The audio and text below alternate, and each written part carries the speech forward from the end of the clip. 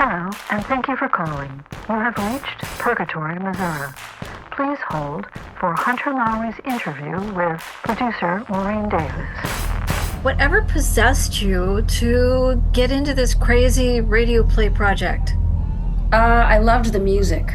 And as soon as I heard the music, I said, this is cinematic. This is cinematic. This needs to be something. And being a radio theater producer, I thought, oh my God, if I'm seeing movies in my mind when other people hear the music, and if you can write stories that work with the music, this is going to be imagination gold, you know? Did you expect what you wound up with? I think I did. It's kind of everything I dreamed of and more. Well, you know Stuart, so you probably figured that there was going to be something a little off-center about what he was going to come up with. Well, you know, having a 20-year friendship, you kind of have things in common. And I think we had, like, not only did we have music in common, but we had, like, spooky music in common. And we've worked on music together. And I knew that Stuart was a fantastic producer and would hear all of these different elements, and the orchestration could support a story. When songs already tell a story, you know that the songwriter is going to be able to do with just words what they did with words and music. What was your favorite part of this whole process? Hearing the actors go, oh, that's creepy. You know, hearing the actors' reactions, going, can I ask you about this? Like, did this happen? Is this based in reality? Could this happen? What? And actually getting into conversations with people about their dreams and going, what if when I'm dreaming, I'm in purgatory? What if when I go under for surgery, I'm in purgatory? What happens when I'm totally unconscious? You know? I still think about it. Yeah, so what do you think? So what do you think dreams are? Are we like just processing what happened during the day, or do you think we go someplace? Interesting. I really do believe in parallel planes of consciousness. I once had a friend who said that you could access healers on other planes of consciousness by just asking to be healed. I was very, very sick at the time and I was facing surgery. And she said, you know what if when you go to bed, just talk to the healers in the universe and see if they'll come to you in a dream. See, and tell me how you wake up in the morning. And when I'm producing something, I will dream about the positivity of that project. And I think dreams are very, very, very powerful. I think they can also help us get over our fears. If you're afraid of heights, what if you dream that you're climbing a tree in Big Sur, you know? If you're afraid of water, what if you dream that you're swimming with dolphins? How can you make peace with the things that you are dealing with in life? You know, so I think it's highly possible we go somewhere in our dreams, and I have had astral projection experiences where. Yeah. Come on, tell us about it. So I needed a science credit in college. This is the first time it ever happened. And the class was being taught by a philosophy professor who needed the work. So the class was called Biological Aspects of Human Consciousness.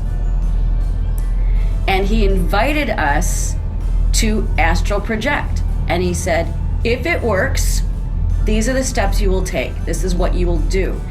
And I remember I felt my body, it was like lucid dreaming. I felt my body sink into my bed, sink deeply into my bed.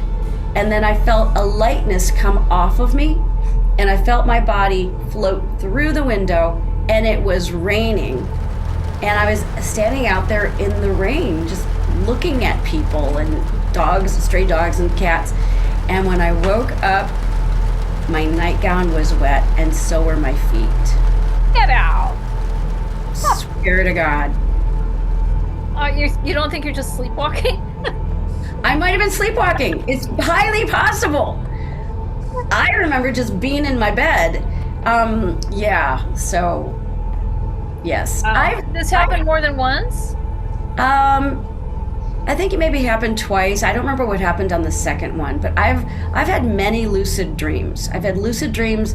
I've had ghost visitations. When my mother died, I asked her to please not to visit me, except when I was singing in concert or when I was giving voice lessons, because my mother was a singer. So I said, you may sing through me and you may visit me in the studio, but I don't want you in my home. That was weird. Huh? That would be weird. It would be weird to have your parents hanging around your house. That would be weird. I don't want that. So I made a deal with them, and I was just like, no, you're not welcome in my home, but you are welcome in my music studio. And something really cool happened yesterday. It was very, very cold, and I have my mother's pashmina. It was like one of the last things she wore before she died, and I'd given it to her. So my sister gave it back to me. And so what I do is I put it over this like portable radiator, and it heats up. So it's one of those oil space heaters rather than the ones that blow the air. So when I put it over that, it also protects the children from bumping into it. They won't get burned. But it smells like clean laundry out of the dryer. So I had this student come in, and she's like, I think I'm coming down with a cold, and I'm very distracted, and I don't know, I just don't know that I want to work on music today. And I said, well, I'm going to go make you some hot cider, and I think this is going to make you feel better. This is my mom's pashmina, and she was a singer, and she put it around her, and she said, that is so weird. I just got a chill, and I feel better. And then two other students, in between students, I would put it over the space heater, and then two other students put the pashmina on, and they just were so in love with music, and they sang so well. And I'd like to think that there was some energy in there that made them feel good, that they felt my mother's love of music through that pashmina. It's a maternal hug. Yeah, exactly. Did you have a favorite moment during the taping and the production and the whole thing? Was there anything that stood out to you? I loved the oh my God, what are they called? So not the carnies, but the people who are Pinbots? The pinbots. I loved the pinbots, and I loved some of the improvisations we did with the pinbots, where we said, okay, we've given you some examples, like, I wish I hadn't done that. I wish I hadn't done that. What made me think I could do that? So just improvise. What is something? And some of them were so outrageous. Some of them were dark. Some of them, I don't want to give any away, but some of them were just, wow, you are a warped human being. And I loved that. I loved that sense of they were really into their characters. I loved when people were so emotionally involved that they needed a minute to compose themselves. But that's acting, right? That's acting too, but there was something about this script where people were facing their own mortality as humans, not just playing a part, but the questions that the story asks are some of the questions that we ask ourselves when we are faced with our mortality.